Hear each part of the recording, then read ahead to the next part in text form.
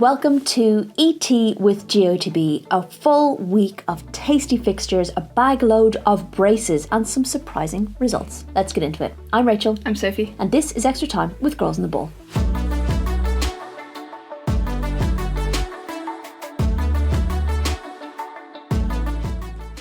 Welcome back to the latest episode. We had to get this one squeezed in before you ran off to Portugal tomorrow for international break. I've run the short straw. Yeah, sure, 5 days in Portugal sounds so much worse than 2 days in Ireland. Plenty to run through, but before we get started, this is your weekly reminder to make sure you're subscribed wherever you listen to your podcasts or wherever you're watching this. If it's on YouTube, make sure you're following us across all of our social media as well. We're at Girls on the Ball on all of the things. We've got lots coming up in the following 9 months, 6 months, this end of season, this summer, loads going on. So if you're following us, you will not miss a thing. Sophie, the WSL and the Championship returned this week. We said goodbye to the Cups. We had one more weekend of action before the international break. So we will run through the games and the results as always. Then you will pick out a player of the week and Sophie's spotlight moment, something you want to shine a spotlight on. That could be a tactic, a lineup, a tweak, a passage of play, whatever it is takes your fancy. We'll then run through our team of the week, I hope. I feel like I'm pretty confident with this one. Team of the week is fine. Yeah, fine. The others, I'm not so confident. Great. I never know, week in, week out, it's either the team of the week or the moment or the player that has you stressing. So finally, we will then look ahead to the international break, which has come around quickly again. And as Sophie said, poor thing is ended up having to go to Portugal for 5 days. Jesus, of all the places to go. God love you. Shall we run through the Barclays WSL results? Please. Okay. You want me to stop going on about you going to Portugal for 5 days?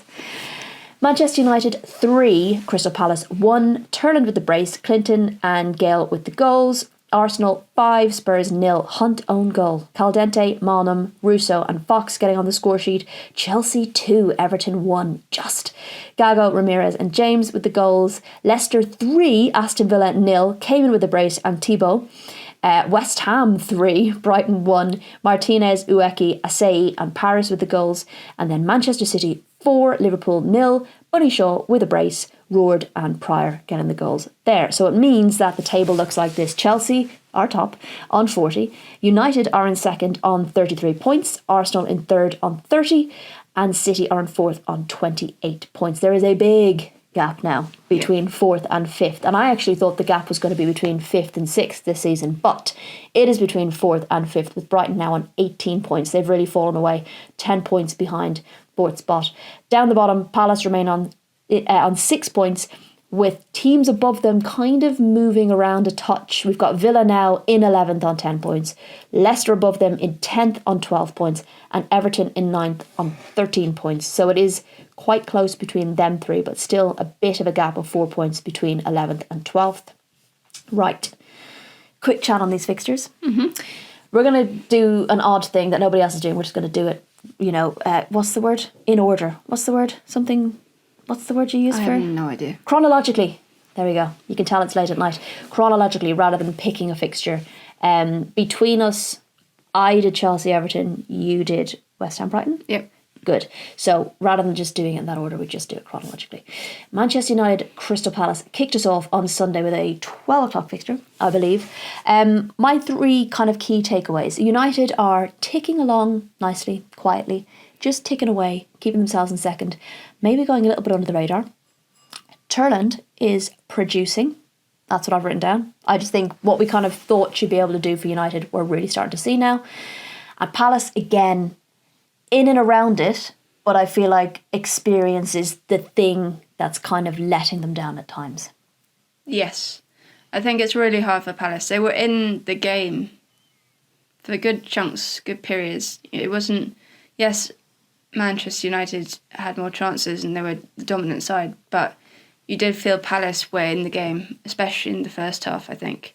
And for them to fight back and get that equaliser just shows that they do have goals in them, that's for sure, but they all too often get let down by errors, defensive errors at the back, or absolute chaos moments. And I think it's that's the real problem, because Man United aren't going to They've got enough quality within their ranks to really punish you when those things happen.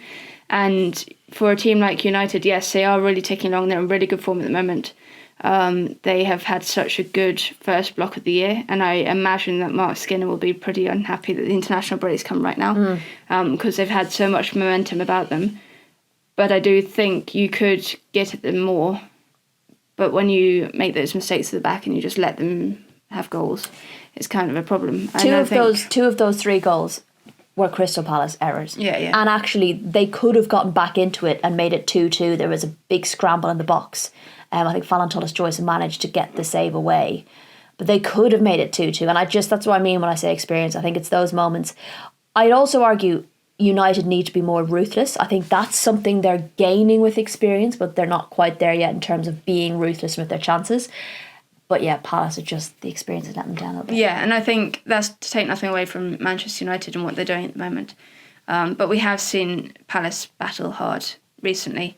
But it was the same in the Brighton game, that big mistake that, the own goal that they conceded through. And it's been that constant theme throughout the season. And they've conceded so many goals, way more goals than, what you should be conceding if you want to stay in the division. And that's been their biggest problem because they have been scoring. They have been looking quite good up front and they look quite good in possession, but it's just that back defensive area that really lets them down in key moments. Yeah, and I think we've seen other newly promoted teams looking more out of place than Palace do, but we'll keep an eye on them. I still think they'll probably pick up points throughout the rest of the season, and whether they can kind of eat into that 4-point gap from 11th place. Just gets a little bit harder now, I think. And I think they have quite a tough run in at the end of the season. The last 3 games, I think, are really tough for them. So they kind of want to be out of the drop zone by that point. But at the moment, those results aren't coming. And you could say, yes, it was Manchester United. They're probably not expected to beat them. And they'll be expected to beat people in and around them a bit more. But it's still telling when you're making those mistakes. Yeah, absolutely. Okay, moving on to the North London derby, Arsenal versus Spurs. My 3 key takeaways. Impressive performance from the Gunners, but could have scored more.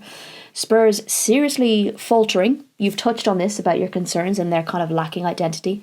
And then I touched on, rather than the Chloe Kelly moment, which I know everyone wants to go and touch on, I think it's 11 different goal scorers for Arsenal this season. And we saw that again this week. And Emily Fox getting her first WSL goal. What a goal it was as well. When we think back to the Gunners of earlier this season, at times they couldn't buy a goal. And now they're able to pull them out from, across the team, which is quite beneficial. Yeah, I think this is the biggest difference under Renee Sleggers. And people will always focus on the big games against Chelsea and Man City and whether they win or whether they lose those. I think what's the biggest difference is that you're actually beating sides comfortably, the ones that you should be beating comfortably. And that didn't happen under Jonas Eidevall. Jonas Eidevall, you'd probably always guarantee that you could get a result against a Chelsea or a City or a United. Not always, but there was always a chance that you felt that they could pull something out of the hat. But then it was always the lower down teams, the Evertons, the Villas of the world, that they kind of stumble up against. And I think that's been the biggest switch for me, is that they're comfortably winning these games. And yes, they had started from quite far behind in terms of when Renee came over. I think the fact that they are in the mix at the top of the table is actually really impressive. I think people kind of forget the start to the season that they had and how far behind they fell. And it will be a miracle if they could challenge for the title. I don't think they will, don't get me wrong. But if they could. But I think things are being put in place now that you can see are changing from the time before. Yeah. Spurs, I know you've touched on feeling like they don't have an identity at the moment. We don't need to kind of go into that again. But I do feel like Robert Villaham touched on the gap between the two sides and actually feels like the gap has widened since last season. And I appreciate that we often have teams have a spike and have a kind of moment where they do really well and then they kind of fade back down again to maybe where you expect them to be. But I just think the worry about Spurs is that each week it seems to kind of just be looking more and more difficult for them to put a concept together. But yeah, I mean, that's the one thing, right? It's one thing like last season to have that kind of spike and then maybe fall off a little bit. I think you completely I think the problem is it doesn't seem to be getting any better. Yeah. And we're 5 months into the season here. And it's the same problems that we saw in September that we're seeing now. And it's not improving, and I think that's a big worry. They're a mess at the back, in terms of giving away defensive errors. I don't really want to pick out a player, but poor Claire Hunt, I do think she's had a bit of a torrid time in the league so far. She's had a torrid starting time in the WSL, and she's a really good defender. I remember watching her in the World Cup, and when she was in France as well. She's a quality defender, but just for whatever reason she hasn't been able to get up to speed yet in this league. And yes, the own goal, I mean, she can't do much about that, to be honest. And the deflection of the Freedom Warden thing, she can't do much about that. But it just kind of adds to the narrative that she's having a real tough time. And yeah, I just think they're being saved a bit by their kind of position in the table. They managed to get a few results under their wings just to climb them up, into that 6th spot. But they just don't really have anything about them, and I don't really know what they're trying to do. He tried Jess Naz as the number 9 yesterday. I'm not sure she's the one that's going to be... She works really hard, don't get me wrong. She chases, she presses well. She doesn't have the end product yet that you need for a number 9. And then you had, out of possession, they were 4-4-2. Beth England would drop a bit deeper when in possession, when they did have the ball. And it just doesn't feel quite right. Yeah, I mean, it is worth pointing out they have the 2nd worst defensive record in the league after Crystal Palace. So Crystal Palace have conceded 38 goals. Tottenham have conceded 31. Now Palace are bottom of the table. Tottenham are 6th. So it just shows you where the issues are with Tottenham. And I think the difference is last season when they conceded goals, you saw a plan. And you could very much go, well, we see what they're trying to do. So, and I don't see that this year. I've said that many times, I think. Now, I got to do Chelsea-Everton again for the 2nd week in a row because it had worked out that we did Chelsea-Everton for the FA Cup, and I ended up having that fixture the following weekend. Now, both managers had said that they felt it was going to be a different fixture to the previous one, which is point number 1. It was. First half was actually pretty flat. Second half, super exciting. Everton tried to stay 0-0 for as long as possible. You knew that was going to be their game plan. I think Brian Sorensen said it before. You need to be kind of level with them with 30 minutes to go if you're to have any chance. And it almost worked, to be fair to them. And then, of course, my third point is that Chelsea always find a way. First half flat. Felt like Everton were more concerned about conceding than anything else. And that kind of is the way it looked. It's understandable. It is understandable. What I found frustrating was Courtney Brosnan was captain. She chose to switch ends at the toss, which made sense because the sun then was shining in Hannah Hampton's face. And I appreciate maybe she wanted a half where she didn't have that. But equally, that was an opportunity for your front line to try and put Hampton under pressure at any point in that first half to try and capitalise on the fact that she had the sun and rise. And they just didn't. They never never pressed into the box. But I do get the game plan, and I think Everton have got quite good at this. For a man in Brian Sorensen, manager in Brian Sorensen, who we all know what he wants to do with his football teams and how he wants to play, and he has a very strong identity in terms of, but he is also showing this season that he has an adaptability in that, and he's willing to sacrifice some of that against the bigger teams to make sure that they can stay in the game. And we've seen it, they got their result against City, they've done it against Arsenal, they've been working out how to stick in games and have that resilience, and then they can change and play their brand of football when they play teams in and around them. And I think that's been a real positive for them because they never used to be able to do that. They brought on Justine van Havermaet, Brian Sorensen did at half-time, and she made a real difference. She was much better at helping to break down play in the middle of the park and help them create those opportunities. Toni Payne is full of running. She's such an incredible outlet for them in terms of getting the ball to her. She's so quick, she can beat most defenders. She's beating Lucy Bronze to the ball even when she starts behind her. She needs to work in terms of the end product of what she then creates from it. But she's such a wonderful outlet that they know when they're under pressure, if they can just get the ball to her in space near her, they can take the pressure off. And it's just about getting that support up to her. Kelly Gago had a slow first half, didn't kind of impact too much, but was such a good outlet for them. Super goal from her. I've said it before, she's a superb kid for them. I felt like the equaliser was coming, and it's no surprise that it was Ramirez, and I knew it was a goal before she'd even turned and struck it. I just knew it was going to be a goal. But I did think Everton did really well to try and break up the play and kind of prevent Chelsea from getting that second opportunity. I still didn't believe the game was over. My match manager kept asking me who I wanted to interview post-match for Chelsea, and I was like, I really don't think the game is over yet. I'll say Millie Bright for now. She's the captain. I feel like that's a fair person to talk to after a draw, but I said, I feel like when Chelsea get the winning goal, that might change. Now, I think maybe the inexperience for Everton at the time when the goal was conceded, and they were so concerned with what they felt was a foul in the build-up, that I actually felt like it distracted them, and it just gave LJ that little bit of time to snap at that ball and just fizz it into the bottom corner.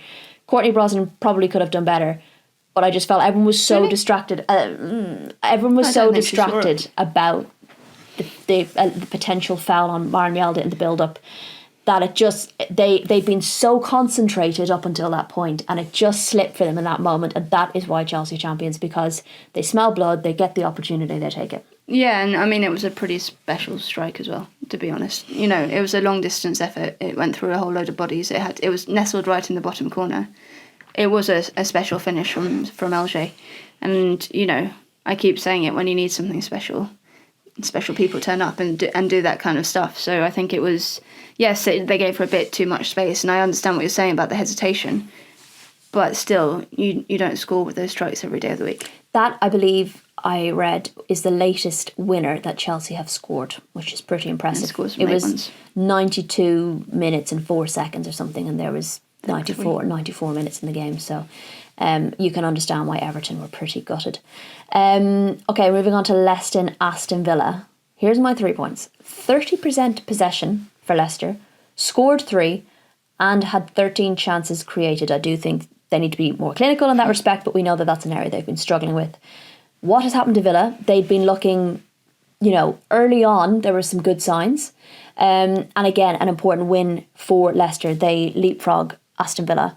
And I guess we'll just give them that little bit of confidence, not just winning by 1-0 or 2-0, like putting 3 away like that comfortably against a team in and around them will give them a bit of confidence. They really needed it, because the last league game they had was that 4-1 defeat to Everton, where they just kind of fell apart in the second half.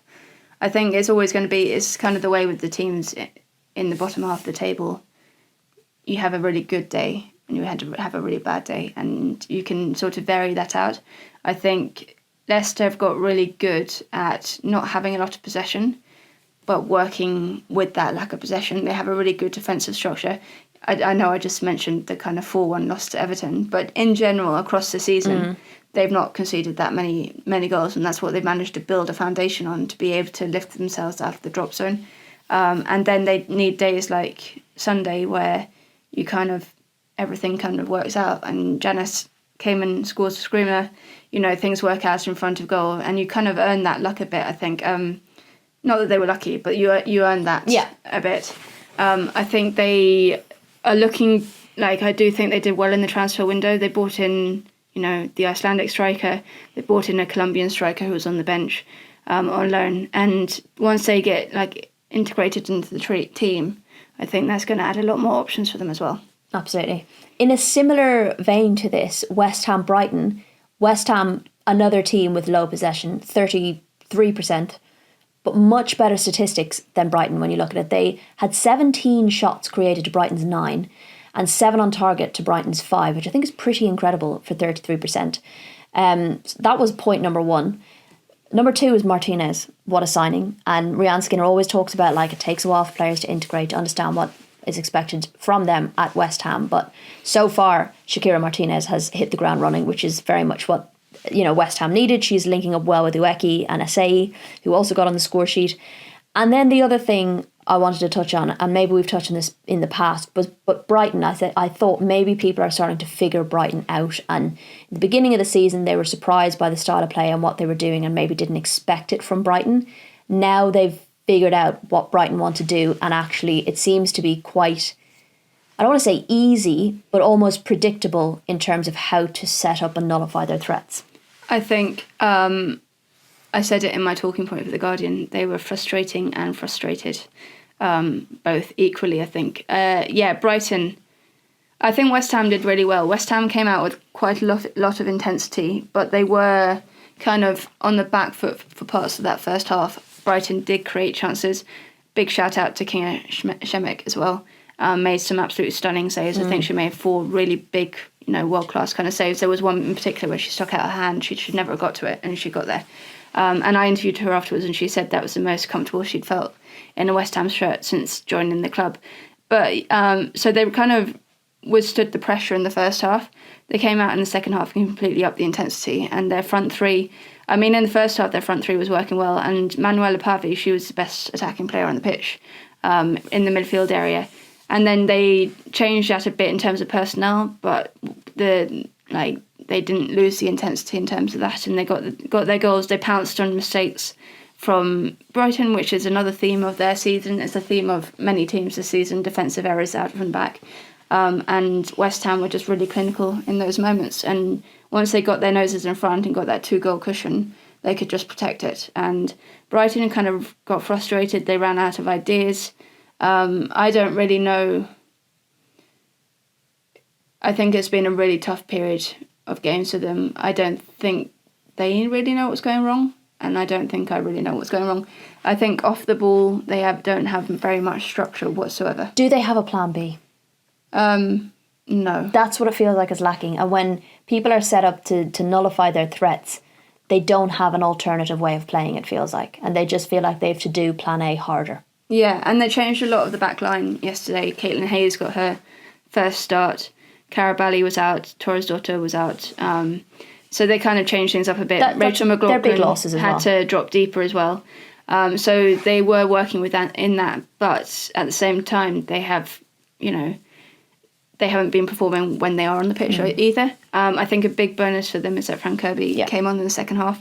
She's back, and she is that kind of experience and that cog in the wheel, which I think will allow them to start threading the attacks through them again. Cool. Okay. Final game of the evening was Manchester City. Liverpool managed to get home just in time for that. My 3 key takeaways. Dominant City from a possession perspective, 64%, as expected, I would say. But Liverpool had their chances, and I do think they will be ruining those early chances. Bunny Brace, we've talked about her coming back after the horrendous racist abuse that she'd suffered. To see her not only back, to see her starting, to see her scoring, and the second goal especially, the close control and the finish, I thought was incredible. And also her celebration after her first goal, so powerful, amazing to see. And I've seen it all over social media, and it's just like such a powerful image. And also my final point was then what is going on with Liverpool in terms of consistency or lack of. We've touched on, maybe blowing their budget early on in the season, lack of depth, but they've gotten some players back now. Just those moments where they were creating those moments. It's for all of these bottom half table teams that are performing is consistency, and none of them seem to have it, which is a slight problem, I think. That's in a nutshell.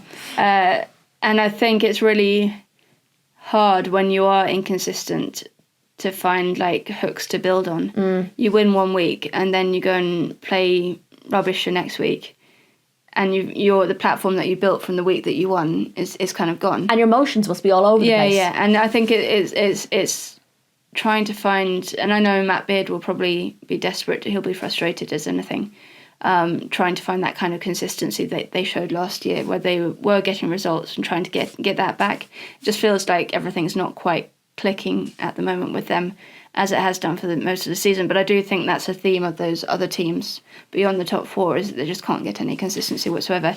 In terms of City, they are looking good again. I do think they're beatable. I still think they're beatable. I think Liverpool tested them and could have got a few goals. They were the better team, but they were tested. But their front line with Bunny Shaw coming back, with Fowler in the form she's in, with Miedema in the form she's in. Yeah, it's frightening. Yeah. They're all starting to click together. Yeah. And to be able to get so many of them on the pitch at the same time as well. I guess the problem is you just need to keep them fit. This is it. Fingers crossed for them. But yes. Okay. We're going to move on to Player of the Week. So, part of me wants to give it to Bunny Shaw. Understandable. Because of everything. But I do think just because I was there and I just mentioned her. And you mentioned it to me on the day. And I just it must be so hard coming into a new league and a new team and then being in a team like West Ham where things don't go your way very often, especially in that first part of the season, and you're suffering heavy losses or losses week in, week out. I think the fact that, to pull off a performance like Kinga did in that game. You're giving it 2? Kinga Shemek. To pull off her performance, some stunning saves. I was listening to the commentator in my ear while I was being floor manager, and it was kind of a toss-up between the two keepers at one stage, but then she just made the 3 more saves or something. And just to get to speak to her after the game and how happy she was with her performance and how pleased that she was that the team is starting to, that's back-to-back home wins for them in the league. Yeah. That's kind of consistency that they haven't had. Yeah. They're trying to make Dagenham into a fortress, and she was a huge part of that. Yes, and it's good to share the love. It's, I appreciate, we see some amazing football across the league, but, sometimes, especially with goalkeepers, they don't always get the plaudits and the love. So I love that. I rate it. Okay, give me your highlight, your spotlight of the week. Oh, this is hard. This is hard because there were so many, ridiculous goals. There's so many braces as well. Even Mariona's goal, the way that Alessia Russo stepped across the defender to allow her to shoot. I just thought that was a really clever piece of forward play. But I probably will go with... Janice Cayman. Can I give it to 2? Okay. Janice Cayman's goal, the stunner. Yeah. And then I would also give it to Emily Fox, just because that hit was just ridiculous. I don't think it was one of those goals where even she looked a bit surprised. Yeah, I think didn't she say in one of the post-match interviews that Leah was shouting at her to shoot. So she was pretty clear in her mind. Yeah, what she was going to do. What she was going to do. And then on the video, Leah's celebrating before it goes into the back of the net. So it's a pretty special moment for her. And I know they were 5-0 up or 4-0 up at the time, but it's still, you can't take away from the quality of that goal. Love that. I do love when players around celebrate before the goal, and I think that happened in the United game. I think it might have been Elizabeth Turland, and maybe it was Grace Clinton with her arms in the air, but she hit the post, and it was like she was already celebrating before the ball even went in the net, and then I was like, oh my God. Daniela van der Donk, when she was at Arsenal, would do it all the time. She would celebrate before the ball had actually hit the back of the net. Okay, you were going to talk us quickly through our team of the week. So I don't need to go on about her again, but Kinga Shemek in goal, Emily Fox at right back, May Letizia at centre back alongside Sophie Howard, who I thought was really good for Leicester. Sandy Baltimore at left back, she had a really, really good game once again. Cara Cooney-Cross in the middle, I think she's just going from strength to strength, so she's become that real cog in that Arsenal midfield. Lauren James, obviously, she had a really good game and then came up with the winner. Precious is what Sonia Bompastor called her, I think. So love that. Mariona Caldente, she is world class. Goes underrated a lot of the time, but for what she does for Arsenal, I think she's absolutely superb. Mary Fowler in the form of her life at the moment, I think. Finally, really showing that productivity that we kind of expected from her. And then up front, so I was sort of going 4-1-3-2. Weird formation. Whatever works. So up front, I've got Elizabeth Turland finding her goal scoring boots. That was 4 and 3, I think, for Manchester United. And I think 3 assists in 4 as well. So she's really becoming productive as well. And then Bunny Shaw, of course. Yes, love that. Happy with that. Great team. Love that. Okay, we're going to quickly run through the championship results in case you missed them. Durham 3, Blackburn 2, Birmingham 1, Sheffield United 0, Bristol 0, Southampton 0, London City Lionesses 2, Sunderland 0, Portsmouth 0, Charlton 5. Can I just say, tough result. Go and watch Shannon Cooks for Birmingham. Goal for Birmingham. It's 45 yards out. Absolute corker. Yes, looked to be floating over the crossbar, but it didn't. It means that the table looks like this. Birmingham are top on 29 points. London City Lionesses are in second on 28 points. Durham are in third on 26 points. And both Charlton and Bristol are in fourth and fifth, respectively, on 24 points. Now, we may be down to a 5-horse race, but I will say Newcastle, who are in seventh, are on 20 points, but with 2 games in hand. So should they win them, that would suddenly take them up to joint third. So bear that in mind. Down the bottom, Portsmouth remain on 2 points, 4 points adrift from 11th place Sheffield United. So not looking good at the moment for Portsmouth. Okay, moving on to internationals. We've got that window coming up again. I guess the big news of late is that Chloe Kelly has made the England team. After all of that talk about the fact that she'd been dropped, Chloe Kelly is in and Lucy Parker is in. replacing Beth Mead and Lotte Wubben-Moy, who've pulled out due to injury. England, of course, take on Portugal away in Portimao on Friday evening, and Ireland take on Turkey at home in Tallaght Stadium. The reason we're talking about those two games is because they're the games we are doing. And then England will face Spain on Wednesday week at home in Wembley, which is where we will both be, with Ireland facing Slovenia away. So, two very different tests for England. Yeah, it's going to be fun. I'm actually really looking forward to the Portugal game, not just because I'm going to be on the Algarve. Not to rub it in. Did you mention that? Have we mentioned it, I'm going actually? to the Algarve, people. Short straw, remember that. Very, very short straw. No, but other than that, I think it's going to be quite fun to see how they're tested. I do remember going to, was it Lisbon, way back, to see the Portugal game with when Phil Neville was in charge, and it was the most dire experience of my entire life. Jesus, they smoked in the press box. Yeah, it was just terrible, and England were awful. I think Beth Mead scored their bomb, didn't she? She fell on the ball and popped in. Tried to tell us that they didn't play awful, and it was just a whole load of rubbish. But hopefully that doesn't happen on Friday. That's the bar. If it could be better than that. And it's a pretty good way. I think England are going out a bit early. They're going out because we got a media day on Wednesday in the Algarve, so they're there for a few days. So it'd be nice for them to get to some warm weather as well. But a really good test to kick off their Nations League campaign. They don't play them that often. And then just Spain as well. And then Spain. Well, no, this is a showpiece game, right, at Wembley. Like, this is where you want to play Spain. And there is, yes, it's a Nations League, but I always say that UEFA, but the Nations League are glorified friendlies. So at the end of the day, you do have, it's all about the preparation for the summer. Sure. They'll just go into you this still want like to win them, nice don't get friendly. me wrong, but they are glorified friendlies. Whatever, it's just Spain who beat us in the World Cup final. I'm saying that, I don't think England think that at all, but that's the way I view the Nations League. Okay, well, I think for Ireland and for Carla Ward, dipping her toe into the international life, international football for the first time, not the worst way to get your first games in, get your feet wet. Tala will be hosting the Turkey game, and then they'll be away, so get the best of both worlds. And I'm excited to see how they do. I'm looking forward to it. I don't think I got the short straw because I get to go see family, but I did get the much shorter break because I'm the responsible pet parent. I'm responsible too. Right, just buggering off to Portugal for 5 days and I'm doing 2, but yeah, sure, short straw. Okay. I did the Christmas shift. The shift where your family live in England, where you brought the rabbit. Don't even try that. That's just a crap... Listen, we saved the Rants for the Lives, which, by the way, is coming up on Saturday. That was a nice segue. We will be travelling this week, but we will still try and get a live in on Saturday from different countries. I'll bring the dogs, you bring the sunshine. It'll be lovely. And I'll probably bring the Rants as well. So do join us if you can. It is always fun to have a chat. Otherwise, we'll be back with our next episode of Extra Time with Girls on the Ball early next week. We'll chat to you then.